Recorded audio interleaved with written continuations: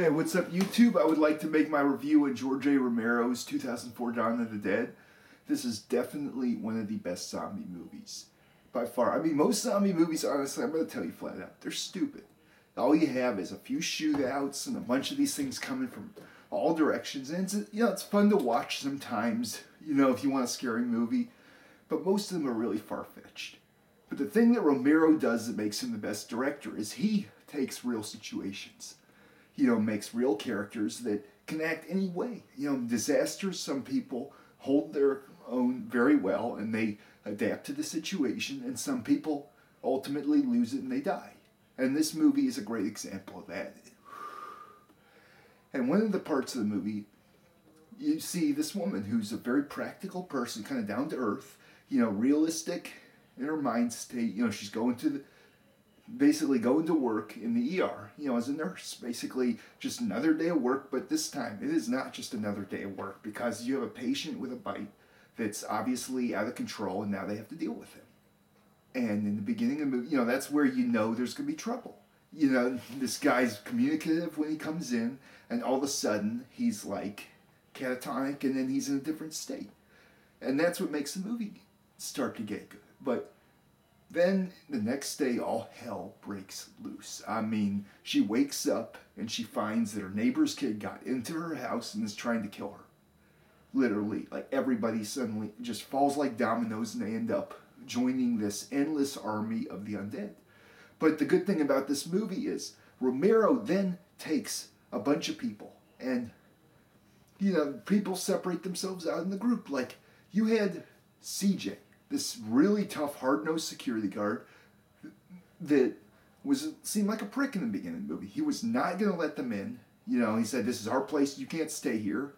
But then you had the cop with them. And the cop was a great character because he stood up to this. And when he stood up to CJ respected him. And him and the cop and the Best Buy guy that, used to sell televisions that kind of lived a modest life really did a lot better. And as the movie progressed, these characters morphed. Like, you had people out there that were basically all dead. And a lot of times the movie would change from bad to worse to pure hell. And the ironic thing about this movie was that, like, CJ was a very valuable character. Even though he didn't seem like a good guy in the beginning, he helped them out a tremendous amount. Nobody shot more of those zombies or was a better shot in the group besides the guy at the gun shop. Who also was pretty valuable, and it was a shame he never got a chance to meet the people in the group. But, in this situation, one of the good things that Romero does is, in disasters, some people really take control of a situation. They get tough, and they basically become heroes. And some people in disaster situations become scumbags, and they start breaking into stuff and vandalizing things. And that's one of the things about this movie. And you had certain characters like the cop, and she was oh my gosh, she was so lucky to find him. I mean, if her car had totaled and she was unconscious, she was so lucky those zombies didn't find her car right away when she was in the middle of the woods. But he was the first one she saw. And so in the movie, they were going to go walk on this path. And they ran into 3 other survivors who said, "You don't want to go there. We already got overrun." And they had like 10 people, and only 3 of them came back. So they realized pretty quickly they were doomed in a bad situation. And this is where, like, the cop was one of the best characters because he was very resourceful. And when they came to the mall, he immediately had this police training in a way to get in through locks and stuff, and he completely used it, and he was a very useful person. But, in the beginning of the movie, people really weren't handling it right. Like, they weren't shooting the zombies in the head like you have to, and they didn't see this for what it was. People would say, well, we got lots of search and rescues, at Fort Pastor. They let all these people in, and they let the wrong ones in, and then all the people you saw in that news snippet on the TV in that movie had bites on their faces. They were all going to turn into zombies, and they obviously overran them. I mean, they shouldn't have been letting those people in. And, this is where, in a situation like that, they should have said, you all find a place and huddle in, and, if you can prove that you're not bitten, then we'll let you. But they didn't. They were out there to rescue. And that was where CJ really came in well, because he said, we let the wrong ones in, we're all dead. And he was a military type of realist, and he was not playing around, and he was right. He kind of had a meltdown on the roof, and he started getting irrational then. But he was a pretty useful character, and really, he was very dynamic, and he kind of morphed with the movie, and he was very useful in just about any scene later on. And they couldn't have made it without him and the other security guards. I mean, these guys were ready for action 24/7, and they weren't playing around. And CJ seemed like a tough, nasty guy, and all of a sudden he became a lot nicer. And then, now on the other hand, there were characters that lost it. In a lot of disaster situations, people can kind of lose their cool, and they freak out, and it consumes them. And like you had the Andre guy, whose wife got bitten, and his family was doomed. But he was so obsessed on having these kids that, he kept his infected wife in the bed. And it was a sad situation when his wife had died, and his family was done. But, the way he dealt with it was an example of how a lot of people probably were. They weren't about to shoot their family members, so they harbored them in the house, and eventually they infected them. And so this movie got even better when, he was harboring a zombie nobody knew about, and he was so oppositional when anybody wanted to come check on him. He did not want anybody going over there because he knew she was dead. And during the movie, he was losing it more and more. But one of the best things about Romero is when you thought the helicopter was coming, you thought, oh my God, this is so bad they didn't get picked up. They would have been rescued. Now they're going to die. Well, as the movie came on, you realized it was the opposite. If they got in that helicopter, there would have been a lot of infected people biting everybody. I mean, in a confined space like that, it's trouble. And in that movie, there was another issue, too. You had this guy, in the beginning, you thought the answer was, oh, you got to shoot him in the head and you got to burn him. No. The issue is you need to stay as far away from those things as you can. You need to get out of the cities. You need to get the hell out of society where all those things are going to be. Because you'll shoot him in the head, you'll knock him out, but there will be more coming. Unless you got thousands of bullets, you're going to run out of ammo, and then you're going to get eaten alive by those things, which would be beyond hell. I mean, and the thing with the movie was that, everybody in the front line died. And Romero really explores issues of morality, where you have guys who have this fetish with shooting a gun, and they just would love to shoot zombies to bits and enjoy it.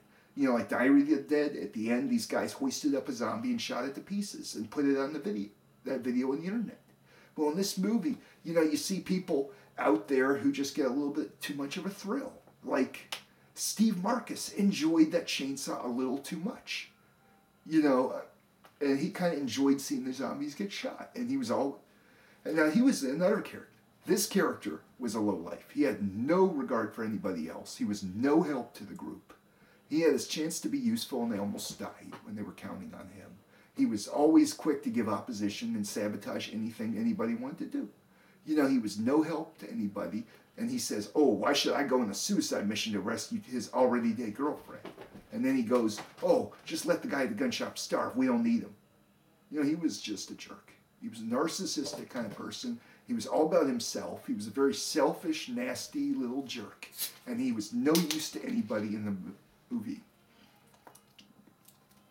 And one of the things, another great character was Norma, because she put herself on the line and went out and got herself a truck and went to all the dangerous places like that church to try and pick people up. And she was really a great character because she was trying to help people out in that situation. She was really like a hero.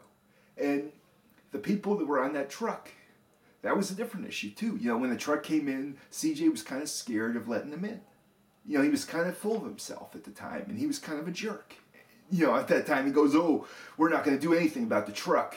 And then they started telling them, those guys have guns and they're shooting. And he was adamantly opposed to letting them in. And that's when he kind of went out of control. In that situation, he was shaken up. He had seen a lot of stuff, happen, and he was kind of losing it. And the cop and the Best Buy guy became the heroes in that situation because they went ahead and took him and put him in the holding cell and let those people in. And, at that point, you realize the people in the truck were very useful. They were good church-going people. They were just trying to survive, and they all had guns, and they were all trying to make it, with the exception of Steve. And maybe the girl in the pink dress who was kind of an airhead. She was just a dumb bimbo in that situation, no clue what's going on, no idea.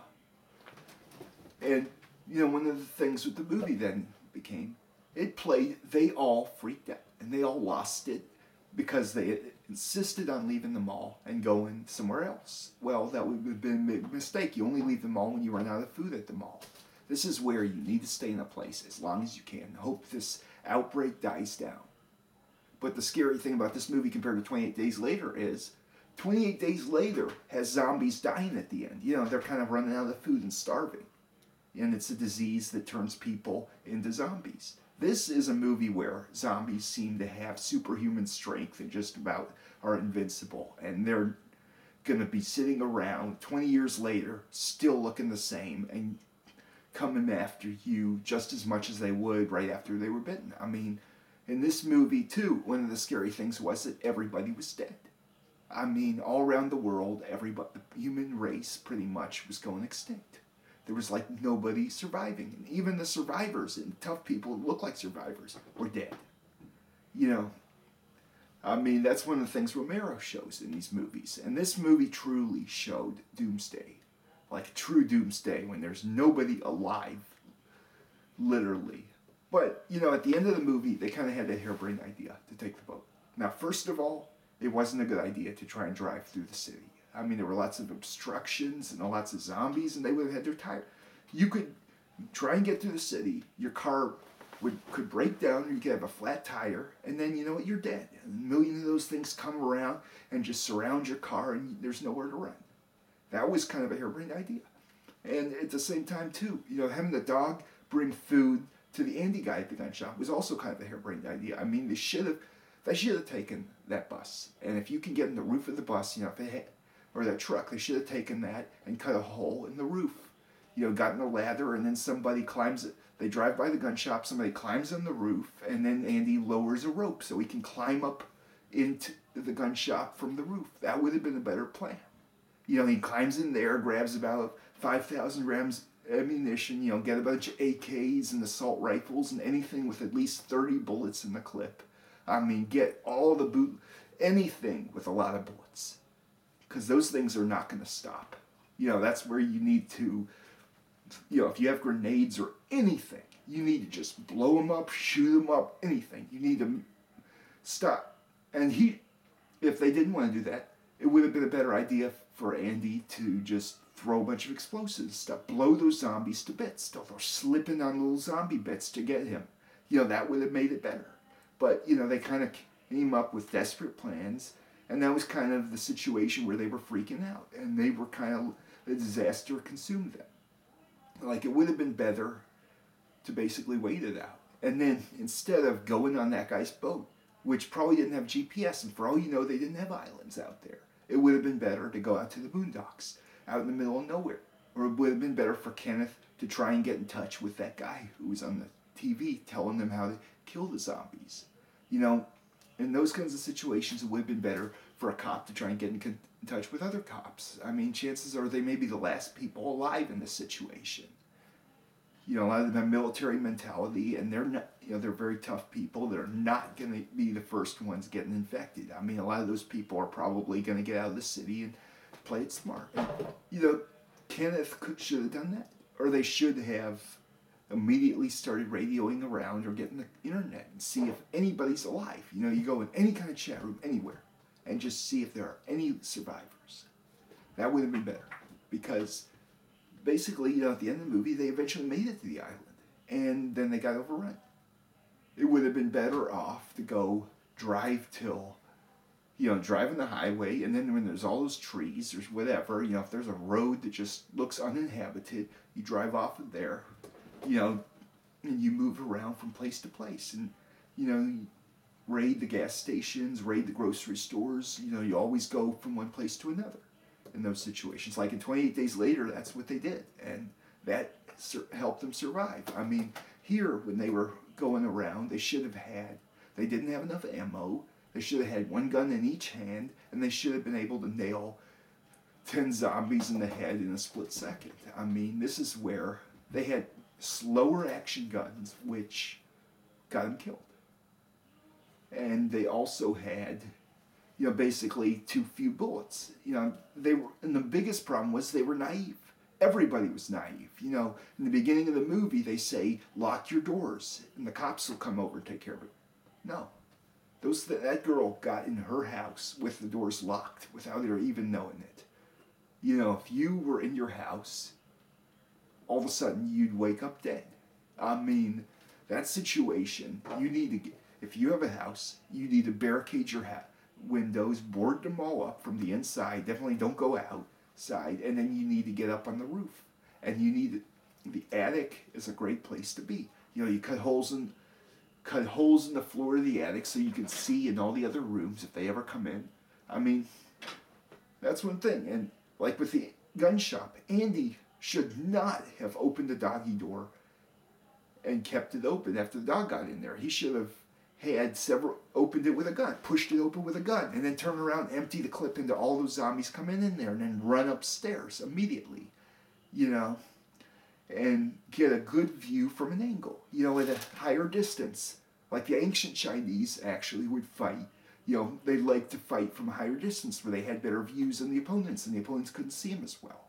Same thing with Little Bighorn. That's what you need to do in a zombie outbreak. You got to exploit those things' weaknesses. If you are anywhere near them, you're dead. This is where snipers are very useful. And you know what? He should have emptied his guns into all those things coming near the door. In fact, he should have blown explosives at the crowd, or done something to try and divert their attention.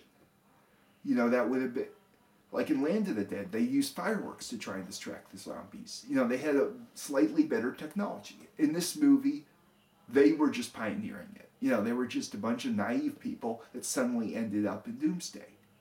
And that's one of the things that really made this movie good, because they literally got surrounded by zombies very quickly, and they literally got themselves into some position that were not very good, but it made suspense in the movie, and it made this much better than other zombie movies. Well, that's my review. Thanks for watching.